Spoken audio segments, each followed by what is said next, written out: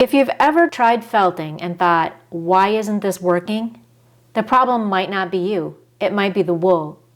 Today, we're going to talk about the types of wool that work beautifully for needle felting and what to avoid.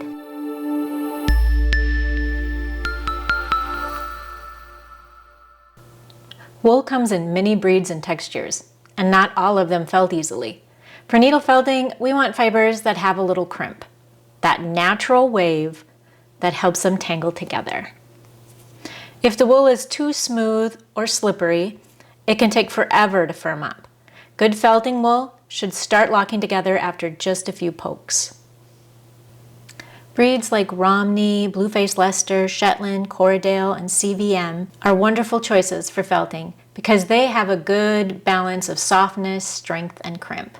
They felt easily and form smooth, firm shapes without a lot of effort. Here at Bear Creek, I raise a flock that's mostly Romney crosses with some other breeds mixed in for influence. Each breed brings something different. And over the years, I've focused on selective breeding and blending to get wool that's ideal for needle felting. It's not too smooth and not too coarse.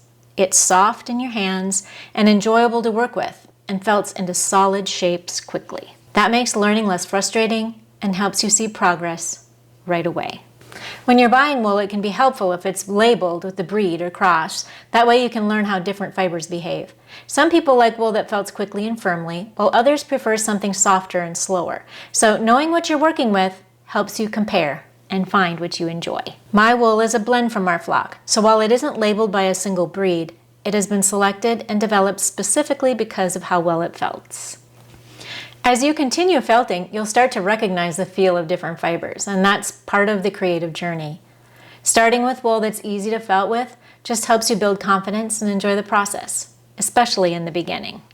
If you're wondering how to choose wool when you're just starting out, here are a few simple things to look for. Crimp, that natural wave that helps the fibers tangle and felt more quickly. It should feel springy and responsive rather than slippery or silky.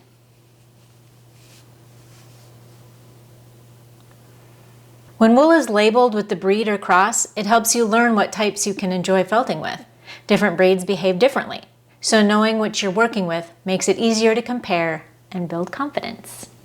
Now that you know what kind of wool works best, the next step is understanding the tools, the felting needles themselves. In the next video, we'll talk about what those needle numbers mean and when to use each one.